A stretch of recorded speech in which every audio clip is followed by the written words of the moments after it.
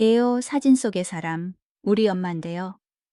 아저씨, 아이의 그 한마디는 건설 그룹 전체를 손에 쥐고 있는 50대 가까운 남자인 저의 숨을 순식간에 먹게 만들었습니다. 그때의 기분은 마치 누군가 가슴속으로 손을 집어넣어 심장을 꽉 쥐어짜는 것 같았습니다.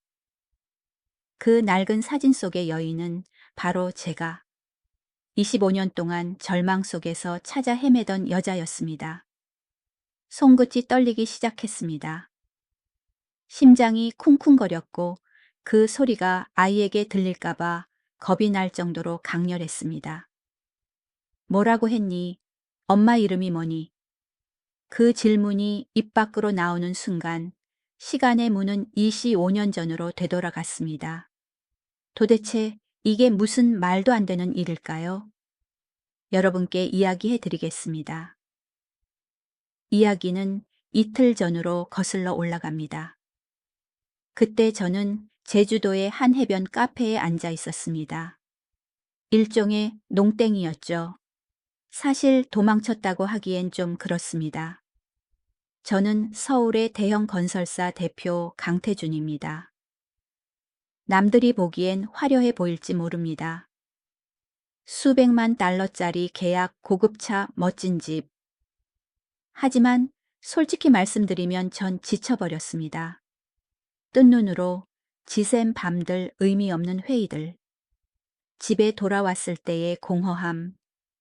전 단지 숨을 쉬기 위해 제주도에 왔습니다. 말 그대로 숨을 쉬기 위해서요. 멍하니 회색빛 겨울 바다를 바라보고 있는데 앳된 목소리가 들려왔습니다. 아저씨, 이거 우리 엄마가 만든 거예요. 하나만 사주세요. 고개를 들었습니다. 11살쯤 되어 보이는 남자아이였습니다. 몸은 깡말라 있었죠. 아이 손에는 조개 껍데기로 만든 목걸이 몇 개가 들려 있었습니다. 그날 바닷바람은 살을 애는 듯 차가웠고 아이의 손끝은 빨갛게 얼어 있어 보기만 해도 안쓰러웠습니다. 입고 있는 패딩 점퍼는 낡아 소매가 해져 있었고 운동화는 마른 바닷물 자국으로 얼룩져 있었습니다. 아주 예뻐요, 아저씨. 엄마가 직접 하나하나 꿰은 거예요. 아이가 다가오자 조개 껍데기들이 부딪히며 짤랑거리는 소리가 났습니다. 저는 잠시 할 말을 잃었습니다. 이틀 동안 그림자처럼 지내며 아무도 말을 걸지 않았는데 이 아이가 다가온 것입니다. 희망으로 가득 찬 맑은 눈을 보니 왠지 마음이 짠해졌습니다. 수십억 원짜리 계약을 따냈을 때의 성취감은 사라지고 아주 평범한 연민만이 남았습니다. 하나에 얼마니? 제가 물었습니다. 그때 제 목소리는 아주 낯설게 들렸습니다. 회사에서는 불호령을 내리던 저였지만 이 아이 앞에서는 목소리가 한층 낮고 부드러워졌습니다. 5천 원이에요. 아이의 눈이 반짝였습니다. 그래, 내가 살게. 저는 무심코 지갑을 꺼냈습니다. 아시겠지만 중년 남자의 지갑엔 신용카드 말고는 흥미로운 게 별로 없죠. 하지만 전 달랐습니다. 지갑을 열자 사진 한 장이 미끄러져 카페 나무 바닥으로 떨어졌습니다. 아이는 재빨리 허리를 굽혀 주었습니다. 거리 생활에 익숙한 아이의 능숙한 몸놀림이었습니다. 아저씨, 이거 떨어뜨리셨어요. 아이의 말이 중간에 뚝 끊겼습니다. 아이의 손에 들려 있는 것은 빛바랜 사진이었습니다. 25년 동안 지갑 가죽에 쓸려 모서리가 닳고 다르는 사진이었죠. 제가 명품 지갑을 아무리 바꿔도 그 사진은 늘 가장 안쪽 칸에 있었습니다. 아이는 눈을 크게 뜨고 사진을 바라보더니 놀라움이 가득한 얼굴로 저를 올려다 보았습니다. 이 사진 우리 엄마한테도 있는데 이 사람이 우리 엄마예요. 지폐를 꺼내려던 제 손이 허공에서 굳어버렸습니다. 네, 뭐라고 했니? 목소리가 완전히 갈라져 나왔습니다. 오랫동안 억지로 두르고 있던 가짜 평정심이 산산조각 났습니다. 아이가 웃었습니다. 가슴이 아플 정도로 천진난만한 미소였습니다. 진짜예요, 아저씨. 이건 엄마 젊었을 때예요. 엄마는 아직도 이 털목도리를 가지고 있어요. 외할머니가 떠주신 거라고 했어요. 저는 멍하니 아이 손에 들린 사진을 바라보았습니다. 그 속에는 19살의 저 강태준과 하얀 털목도리를 하고 환하게 웃는 소녀가 있었습니다. 19살의 소녀는 수줍은 듯 렌즈를 바라보고 있었습니다. 엄마 이름이 뭐니? 목구멍이 꽉 막힌 듯한 느낌으로 물었습니다. 이지안이요. 그 이름이 울려 퍼졌습니다. 이지안. 그 순간 파도 소리 가게, 음악 소리, 바람 소리, 모든 것이 멈춘 듯 했습니다. 오직 그 이름만이 제 가슴을 강타했습니다. 25년 전 눈 내리던 밤의 기억이 밀려왔습니다. 제가 죄인처럼 서울에서 도망치며 지키지 못한 약속을 남겨두고 떠났던 그 밤이요. 제가 넋을 잃고 있자 아이가 걱정스럽게 물었습니다. 아저씨, 괜찮으세요? 대답할 수 없었습니다. 어떻게 대답할 수 있겠습니까? 저는 그저 사진 속 얼굴을 보고 또 볼 뿐이었습니다. 19살의 지안이는 여전히 그곳에서 미소 짓고 있었습니다. 첫사랑이자 제 평생을 괴롭힌 유일한 사랑. 남자의 첫사랑은 무덤까지 간다는 말이 틀린 말이 아닙니다. 저는 성공했고 부자가 되었지만 제 영혼은 그해 겨울 이미 죽어버렸으니까요. 그리고 지금 운명이 다시 한번 저를 조롱하고 있습니다. 지안이에 대해 1997년 그 청춘의 시절에 대해 이야기해 드리겠습니다. 그 당시 저희 아버지는 건설회사 사장이었고 강남에 있는 우리 집은 으리으리했습니다. 학교에 가면 친구들이 아부하기 바빴죠. 솔직히 그때 저는 젊은 날의 자만심이 좀 있었습니다. 그러다 선생님이 자리를 바꿨습니다. 강태준, 이지안, 둘이 짝꿍해라. 그때 처음 그녀의 존재를 알게 되었습니다. 지안이는 창가에 앉아 그림자처럼 조용했습니다. 머리를 귀 뒤로 넘기며 책을 읽었지만 제 눈에 들어온 건 낡은 교복이었습니다. 우리가 개학이라고 새 옷을 입고 뽐낼 때 그녀의 소매는 닳아 있었고 치마색도 발에 있었습니다. 가까이 앉아보니 얼굴이 무척 창백했습니다. 손톱은 짧고 깨끗하게 깎여 있었지만 손은 거칠고 터 있었습니다. 한 달 동안 우리는 말 한마디 나누지 않았습니다. 하지만 왠지 모르게 제 눈은 무의식적으로 그녀를 쫓고 있었습니다. 점심시간 친구들이 매점으로 달려가거나 고기 반찬 가득한 도시락을 열 때도 지안이는 제자리에 가만히 앉아 있었습니다. 어떤 날은 딱딱한 빵 조각을 씹기도 했고 어떤 날은 아무것도 먹지 않고 물만 마시며 버텼습니다.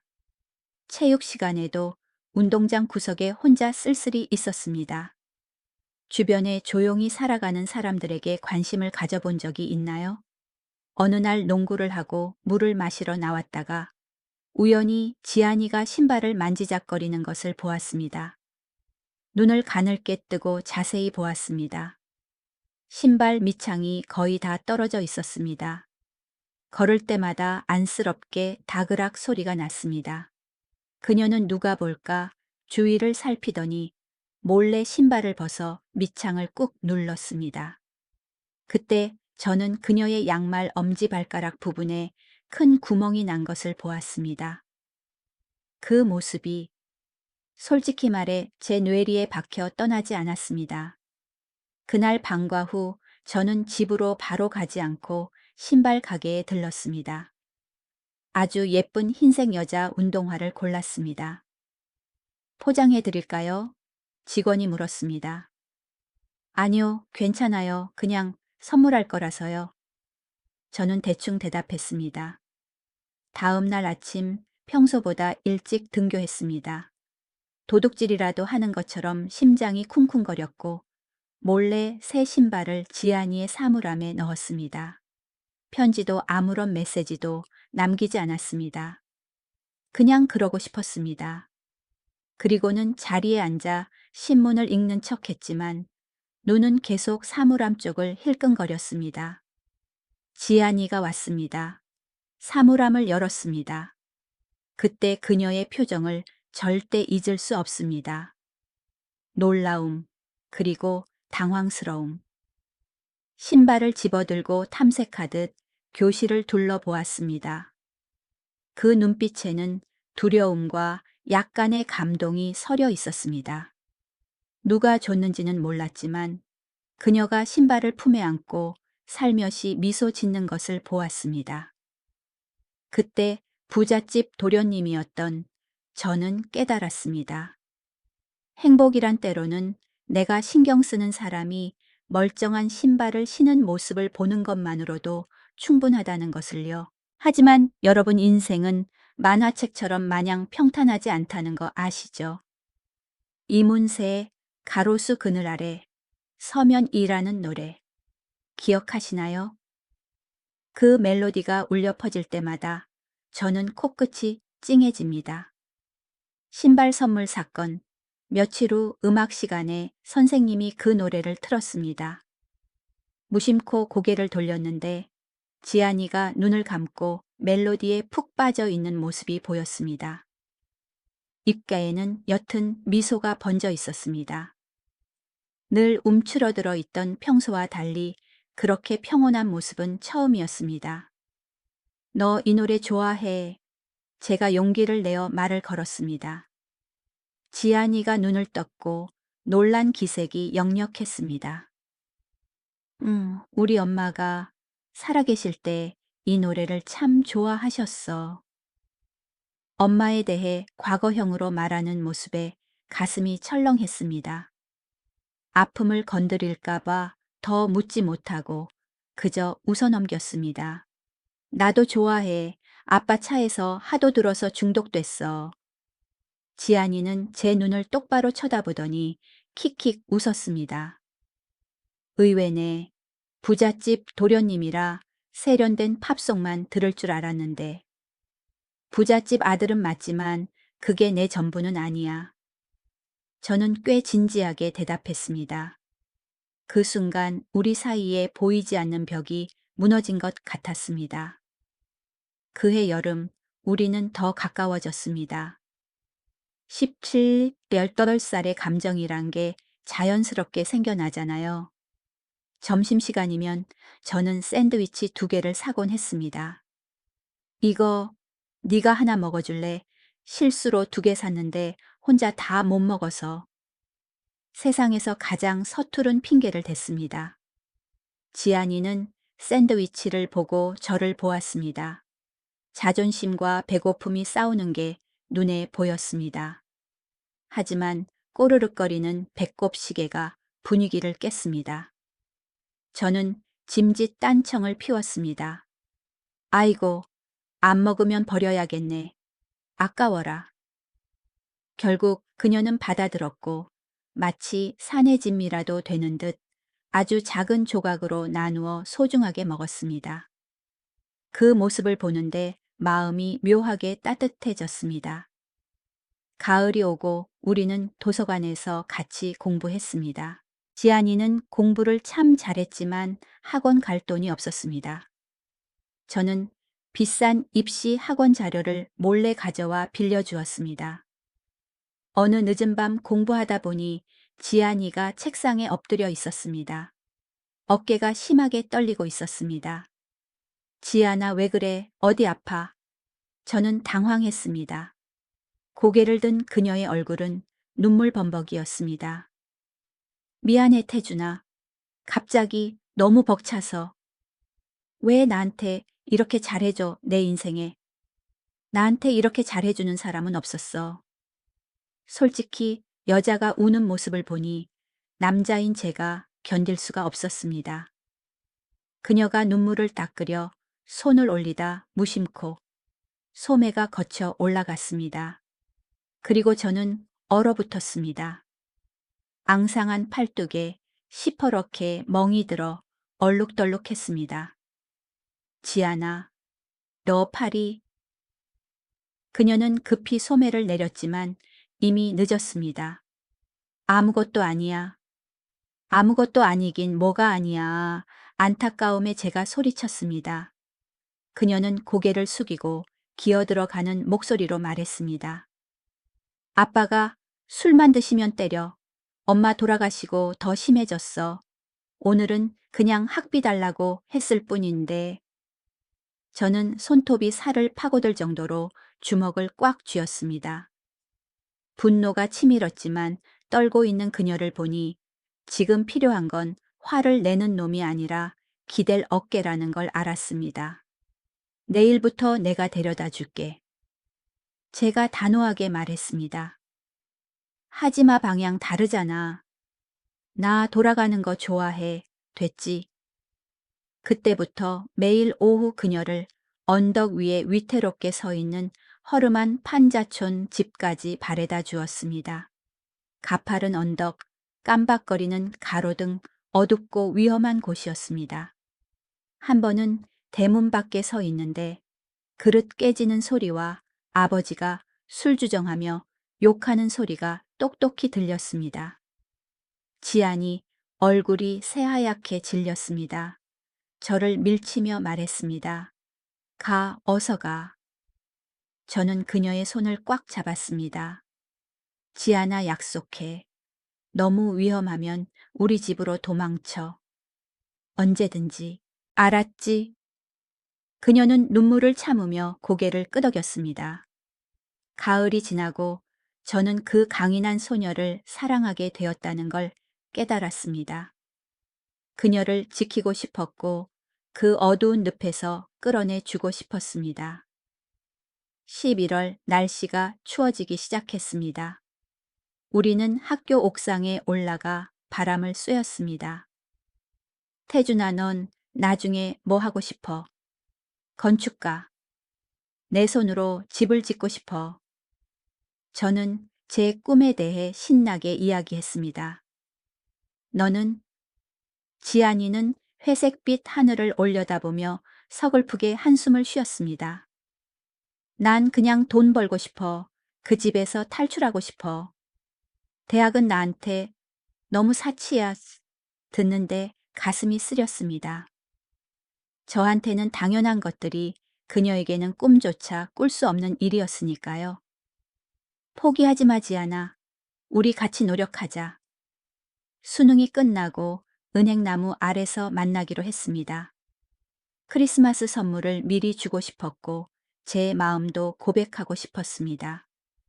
이번 크리스마스 저녁 7시에 남산 타워에서 만나자. 할 말이 있어. 지안이는 얼굴을 붉히며 고개를 끄덕였습니다. 응, 약속할게. 가기 전에 그녀는 눈물을 글썽이며 저를 보았습니다. 태준아, 고마워. 지난 1년 동안 정말 고마웠어. 저는 구름 위를 걷는 기분으로 집에 갔습니다. 시집을 준비했고 그 안에 지아나 널 만나서 행복해라고 적은 카드도 끼워 놓았습니다. 제 인생 최고의 크리스마스가 될 줄 알았습니다. 하지만 인생은 정말 한치 앞도 모르는 법이죠.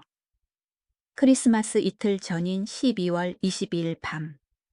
자고 있는데 어머니가 방으로 뛰어들어와 저를 흔들어 깨웠습니다. 태준아, 당장 일어나 가야 해. 무슨 일이에요? 비몽사몽간에 물었습니다. 묻지 말고 옷 입어. 중요한 것만 챙겨서 빨리 나와. 복도에서는 군화 발소리 같은 쿵쿵거리는 소리와 남자들의 고함이 들렸습니다. 다 압류 딱지 붙여 아무것도 못 가지고 나가게 해. 저는 그제야 우리 집이 파산했다는 걸 깨달았습니다. 텔레비전에서 떠들어대던 IMF가 우리 가족에게 닥친 것입니다. 권위 있던 아버지는 거실 구석에 주저앉아 머리를 감싸 쥐고 절망하고 계셨습니다. 미안하다, 미안하다. 기계처럼 그 말만 반복하셨습니다. 우리는 살을 애는 듯한 추운 겨울밤 우리 집에서 쫓겨났습니다. 눈이 하얗게 내리고 있었습니다. 저는 옷 몇 벌과 지아니에게 주려던 시집만 겨우 챙겼습니다. 우리 가족은 곰팡 내 나는 허름한 여인 속에 숨어들었습니다. 내일 서울을 떠나야 한다. 사채업자들이 아빠를 찾고 있어. 아버지가 떨리는 목소리로 말했습니다. 어디로요? 아빠, 저 친구 만나야 하는데. 제가 소리쳤습니다. 미친놈, 지금 나가면 다 죽어. 아버지가 충혈된 눈으로 소리 질렀습니다. 다음 날 새벽 4시 우리는 서울을 탈출하기 위해 첫 차에 올랐습니다. 기차에 앉아 멀어지는 도시를 보는데 눈물이 하염없이 흘렀습니다. 공중전화를 걸 동전조차 없었습니다. 우리 집 전화는 이미 끊긴 상태였습니다. 저는 작별 인사 한마디 못하고 떠났습니다. 크리스마스의 약속, 아직 하지 못한 고백. 모든 것이 기차 경적 소리와 함께 산산조각 났습니다. 저는 시집을 가슴에 품고 절망 속에 속삭였습니다. 지아나 미안해. 정말 미안해.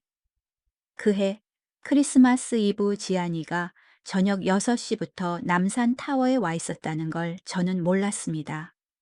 그녀는 눈 내리는 추위 속에 얇은 코트 하나 입고 꽁꽁 언 손발로 서 있었습니다. 지나가는 연인들을 보며 혹시 저일까 기대하면서요. 7시, 8시, 10시. 그녀는 계속 서 있었습니다. 제가 올 거라고 제 약속을 믿으면서요. 자정이 넘어 아무도 없을 때야 그녀는 쓸쓸히 발길을 돌렸습니다. 우리 집에 전화를 걸었지만 없는 번호라는 안내음만 끝없이 들렸습니다. 다음 날 학교에 가서 청천벽력 같은 소식을 들었습니다. 태준이네 망했어. 빚 때문에 야반도주했대. 나나다살. 얼굴살 소녀의 심정이 어땠을지 상상이 가시나요? 인생의 유일한 빛이자 가장 믿었던 사람이 존재하지 않았던 것처럼 사라져버린 겁니다. 설명 한마디 없이요. 제가 자신을 속였거나 장난으로 여겼다고 생각했을 겁니다. 생각만 해도 소금을 뿌린 듯 가슴이 아픕니다.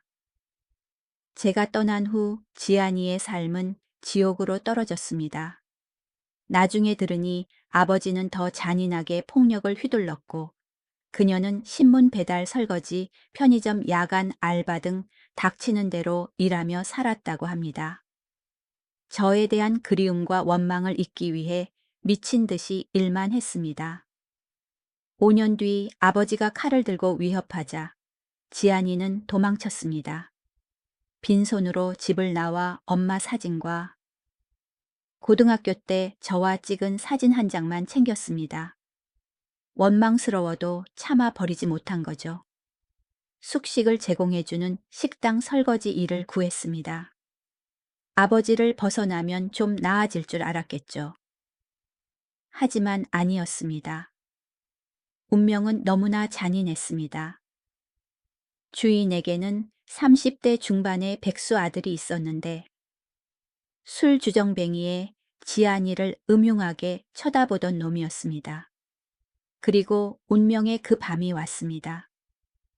여주인이 시골에 간 사이 술에 취한 아들이 방문을 부수고 들어왔습니다. 저항하고 소리 질렀지만 연약한 여자의 힘으로 술 취한 남자를 어떻게 이기겠습니까, 놈은. 그녀의 순결을 짓밟고 불행한 그녀의 마지막 자존심마저 빼앗아 갔습니다. 다음 날 아침 찢어진 옷을 입고 구석에 웅크리고 앉아 있었습니다. 경찰에 신고할 엄두도 못 냈습니다.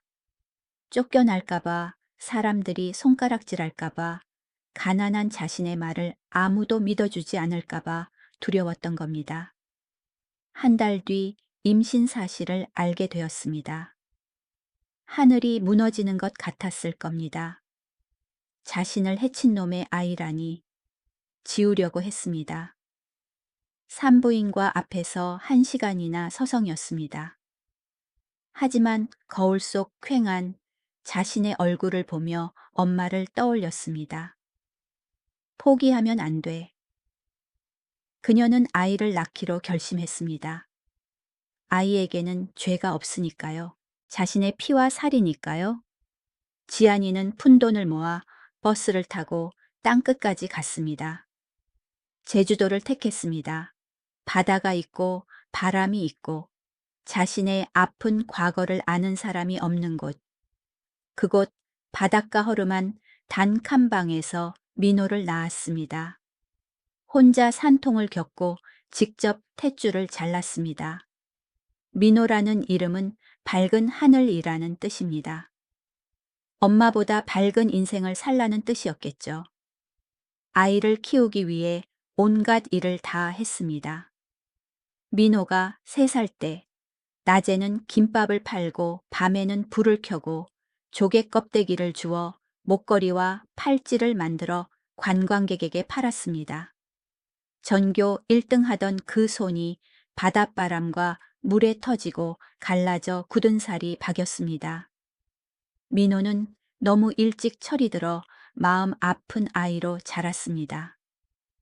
5살 때 조개를 줍고 10살에 가장 노릇을 했습니다. 그리고 올해 11살 그 아이가 제 앞에 서서 엄마가 정성껏 만든 목걸이를 사달라고 했던 겁니다. 운명은 참 얄궂은 굴레 같지 않나요?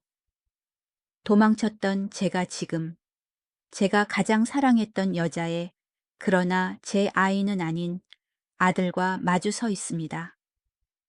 사진을 들고 민호를 보았습니다. 너 나를 엄마한테 데려다 줄 수 있겠니? 목소리가 떨렸고 거의 애원하듯 말했습니다. 그녀를 만나야 했습니다. 사과하기 위해서든 벌을 받기 위해서든 만나야 했습니다. 25년 동안 저와 이 세상이 남긴 상처를 안고 어떻게 살았는지 알고 싶었습니다. 하지만 저는 몰랐습니다. 곧 있을 만남에서 또 다른 아픈 비밀이 드러나 저를 뒤늦게 후회하게 만들 줄은.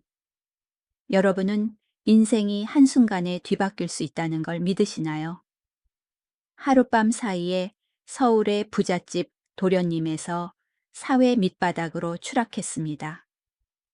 우리 가족은 대전으로 내려가 눅눅한 반지하 방에 숨어 살았습니다. 곰팡이 냄새와 하수구 냄새가 섞인 그 냄새는 지금 생각해도 소름이 끼칩니다. 태준아, 오늘 아빠랑 일하러 가자. 그 말 한마디로 제 청춘은 끝이 났습니다. 19살 꿈꾸던 건축학과 대신 시멘트 가루 묻은 작업복을 입고 공사판에서 막노동을 했습니다. 수백 명의 직원을 거느리던 아버지가 허리를 굽혀 시멘트 포대를 나르고 새파랗게 어린 십장에게 욕을 먹는 모습을 보는 건 가슴이 찢어지는 일이었습니다. 머리에 내려앉은 게 시멘트 가루인지 근심으로 센 흰머리인지 구분도 안 갔습니다. 저는 불나방처럼 일에 매달렸습니다. 낮에는 모래를 푸고 밤에는 이를 악물고 건축 공부를 했습니다. 맹세했습니다. 이 집안을 반드시 다시 일으켜 세우겠다고. 3년 뒤 우리는 작은 리모델링 공사를 맡았고 그게 강건설의 시작이었습니다. 10년 동안 승승장구해서 부모님을 다시 서울로 모시고 명예를 되찾았습니다. 하지만 대가는 청춘과 외로움이었습니다. 4살, 돈과 지위 강 회장이라는 타이틀을 얻었지만 집에 돌아오면 끔찍하게 가난한 기분이었습니다. 결혼도 안 했습니다. 비싼 지갑 속에 여전히 지안이의 낡은 사진이 있었으니까요. 그리고 운명의 날이 왔습니다. 공허함을 이기지 못해 제주도로 왔고 천사처럼 민호가 나타났습니다. 사진을 들고 목이 맨 채 물었습니다. 이 사진 정말 내 엄마 맞니? 네, 엄마는 항상 지갑에 넣고 다녀요. 아저씨, 엄마는 근처 분식집에 있어요. 지안이네 분식이에요. 저는 급히 목걸이를 사고 돈을 쥐어준 뒤 아이가 가리킨 곳으로 뛰었습니다. 심장이 수천억짜리 계약을 할 때보다 더 세게 뛰었습니다. 파란 간판이 보였습니다. 지안이네 분식. 매운 떡볶이. 김이 서린 유리창 너머로 들어갔습니다. 딸랑. 종소리가 울렸습니다. 어묵 냄새, 매콤한 소스 냄새가 기억을 끌고 들어왔습니다. 어서 오세요. 그 목소리. 저는 문 앞에 얼어붙었습니다. 국물통 앞에 고개를 숙이고 있던 여자가 고개를 들었습니다. 확실했습니다. 지안이었습니다. 눈가에 주름 거칠어진 손. 하지만 그 눈빛만은 착각할 수 없었습니다. 지안이가 저를 보았습니다. 쨍그랑 국자가 바닥에 떨어졌습니다. 그녀는 눈을 크게 뜨고 온몸을 떨었습니다. 강, 태준, 딸꾹질 같은 목소리였습니다. 지아나. 25년 만에 이름을 불렀습니다. 시간이 멈춘 것 같았습니다. 지안이가 입을 막고 울음을 터뜨렸습니다. 저도 목이 메었습니다. 너무 오랜만이다, 지아나. 그때 문이 열리고 민호가 헐레벌떡 뛰어 들어왔습니다. 엄마, 아까 아저씨가 돈을 너무 많이... 묘한 분위기를 감지하고 멈췄습니다. 그는 우는 엄마를 보고 저를 보았습니다. 아저씨, 진짜 오셨네요. 저는 억지로 웃어 보이고 지안이를 보았습니다. 수만 가지 말이 담긴 눈빛이 오갔습니다. 민호에게 가게를 맡기고 방파제로 나갔습니다. 겨울 바닷바람은 찼지만 마음은 불타는 듯 했습니다. 미안해. 지안이가 먼저 떨리는 목소리로 말했습니다. 난 네가 잘 살아서 날 잊은 줄 알았어. 저는 도망친 밤부터 막노동하던 날들 소식이 끊긴 이유를 다 말했습니다. 단 하루도 널 잊은 적 없어, 지안아. 한 번도. 제 고생담을 듣고 지안이는 오열했습니다. 우리 둘 다 생존을 위해 몸부림쳤던 겁니다. 결혼은 했어. 그녀가 먼 바다를 보며 물었습니다. 아니, 아직 혼자야. 제가 되물었습니다. 너는 민호 아빠는 한참 침묵이 흘렀습니다. 바람이 그녀의 머리카락을 헝클었습니다. 그 사람 죽었어. 사고로. 그녀는 돌려 말했지만 목소리에 고통이 묻어났습니다.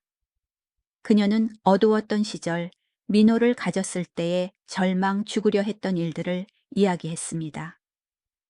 하지만 아이는 죄가 없잖아, 태준아. 민호가 태어나서 우는 순간 살아야겠다고 생각했어. 그 아이는 빛이야. 내가 지금껏 살아있는 유일한 이유야. 듣고만 있을 수 없어 그녀를 와락 안았습니다. 19살 소년의 포옹이 아닌 풍파를 겪은 중년 남자가 고생한 여자를 감싸 안는 포옹이었습니다. 미안하다. 네가 가장 필요할 때 곁에 없어져서 미안해. 제 눈물이 그녀의 어깨를 적셨습니다. 지안이도 제 등을 토닥여 주었습니다. 괜찮아. 운명이었나 봐. 민호를 만나고 오늘 널 다시 만나기 위해서. 해가 질 때까지 앉아 있었습니다. 헤어지기 전 전화번호를 교환했습니다. 서울로 가야 했지만 그녀의 손을 꼭 잡았습니다. 다시 올게. 이번엔 약속해. 지안이가 25년 만에 가장 편안하게 미소 지었습니다. 발걸음이 가벼웠습니다.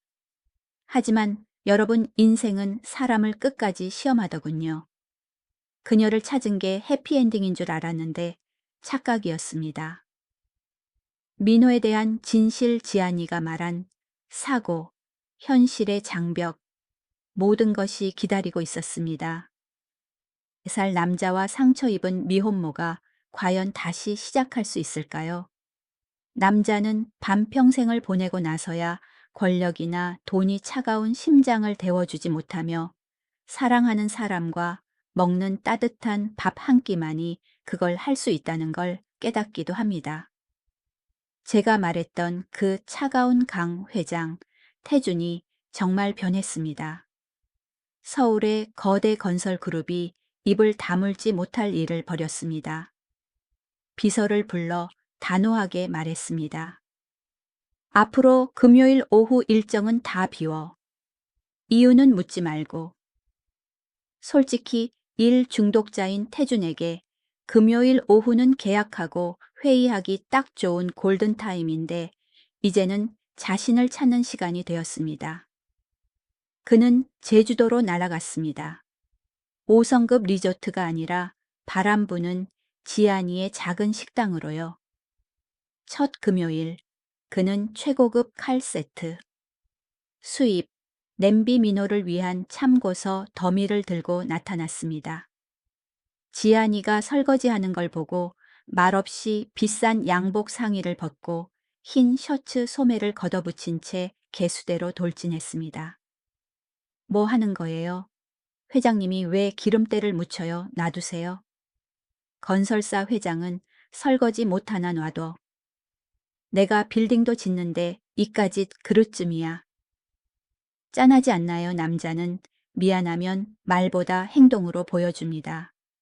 두 번째 금요일에는 페인트통과 사다리를 가져왔습니다. 바닷바람에 삭은 간판을 칠하기 위해서죠. 희끗희끗한 머리의 중년 남자가 바람 부는 사다리 위에서 사랑하는 여자를 위해 글씨를 덧칠하는 모습, 로맨스 영화보다 더 아름다웠습니다. 비가 억수같이 쏟아지던 금요일 손님이 없어 빗소리만 들리는 가게에서 두 사람은 뜨거운 우동을 먹었습니다. 김서린 안경 너머로 후루룩 소리만 들렸지만 그 평온함은 보는 사람도 따뜻하게 했습니다. 소소한 행복이 사람을 붙잡아주는 법이죠. 4주째에는 민호를 데리고 서울 놀이공원에 갔습니다. 솜사탕을 들고 활짝 웃는 아이를 보며 태주는 자신이 아빠라는 감정을 너무 오래 잊고 살았음을 깨달았습니다. 겨울이 왔습니다. 제주도의 겨울은 혹독합니다. 눈을 뒤집어 쓰고 들어온 태주는 비싼 선물 대신 낡은 천 가방에서 낡은 시집을 꺼냈습니다. 지안아, 이거 기억해. 지안이의 손이 떨렸습니다. 첫 장을 넘기니 25년 전 파란 잉크 자국이 빛바랜 채 남아 있었습니다. 지안아, 널 만나서 행복해. 19살 소년의 글씨였습니다. 그녀는 오열했습니다.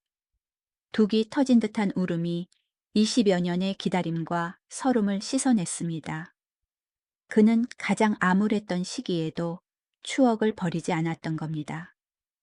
태주는 주방 일로 거칠어진 그녀의 손을 잡고 목이 메어 말했습니다. 지안아, 그해 크리스마스 이브에 하지 못했던 말 지금 해도 될까? 지안이가 눈물 젖은 눈으로 올려다 보았습니다. 사랑해. 옛날에도 지금도 앞으로도 너만 사랑해. 내가 너와 민호의 인생을 책임지게 해줘. 그래도 될까? 중년의 사랑은 젊은 날처럼 뜨겁진 않아도 책임감과 묵직한 정이 있습니다. 지안이는 울면서 고개를 끄덕였고 그 끄덕임이 두 사람의 인생을 구원했습니다. 태주는 서울 병원으로 가서 병상의 아버지 한때 천하를 호령했던 강 회장 옆에 앉았습니다. 지안이 민호 제주의 금요일 이야기를 다 하고 아버지의 분노를 기다렸습니다. 하지만 아버지는 눈물을 글썽이며 가만히 계셨습니다. 안다. 노인이 힘없이 말했습니다. 그해 네가 그 아이 만나러 가려던 거 알아. 내가 막았지. 태주는 놀랐습니다. 미안하다. 명예만 쫓느라 널 억압했어. 나 때문에 첫사랑도 행복할 시간도 놓쳤구나. 가서 데려와라. 내 며느리고 손주다. 죽기 전에 사과하게 해다오. 죽음 앞에서는 부와 명예보다 가족이 소중하다는 걸 깨닫게 되죠.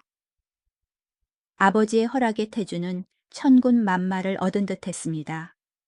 지안과 민호를 서울로 데려왔습니다. 휠체어를 탄 강 회장은 문 앞까지 나와 맞이했습니다.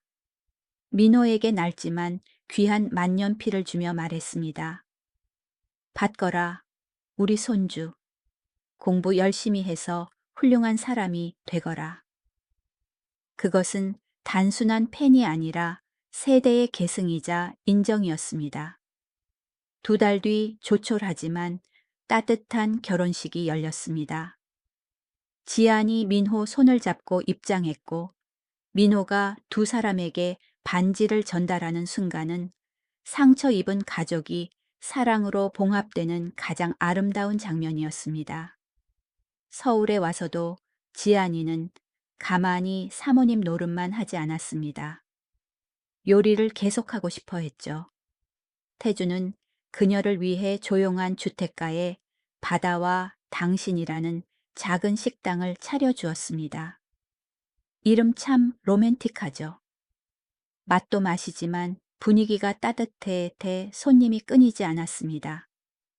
태준이 퇴근 후 설거지를 돕는 걸 보고 직원들은 더 존경하게 되었습니다. 시간은 빨랐습니다. 민호는 양아버지를 쏙 빼닮아 수학, 과학을 잘했고 건축가를 꿈꾸게 되었습니다. 12살 민호가 공사 현장에서 물었습니다. 아빠, 어떻게 이렇게 높게 지어도 안 무너져요? 태주는 아들 머리를 쓰다듬으며 땅을 가리켰습니다. 저 꼭대기보다 중요한 건 땅속 깊은 곳에 있는 기초야. 보이지 않지만 무게를 견뎌내야 집이 서지. 우리 가족도 그래. 사랑과 믿음은 보이지 않지만 행복을 받쳐주는 가장 튼튼한 기초란다. 참 깊은 말이죠. 어느 봄날 세 사람은 다시 제주도 그 해변을 찾았습니다. 같은 바다 같은 파도였지만 마음은 달랐습니다. 기다림도 이별의 아픔도 없었습니다. 지안이는 바다 내음을 맡으며 남편과 아들을 보고 웃었습니다. 너무 행복해. 태준이 다가와 손을 잡았습니다. 고마워. 25년 동안 날 기다려줘서 고마워. 그들의 이야기는 봄바람처럼 부드럽게 끝납니다. 오해와 이별의 긴 겨울이 지나고 마침내 따뜻한 봄이 왔습니다. 살면서 누구나 실수하고 후회합니다. 중요한 건 잘못을 깨달았을 때 다시 사랑할 용기가 있느냐는 것입니다. 혹시 누군가를 잊고 있거나 상처 주었다면 용기 내어 돌아가 보세요.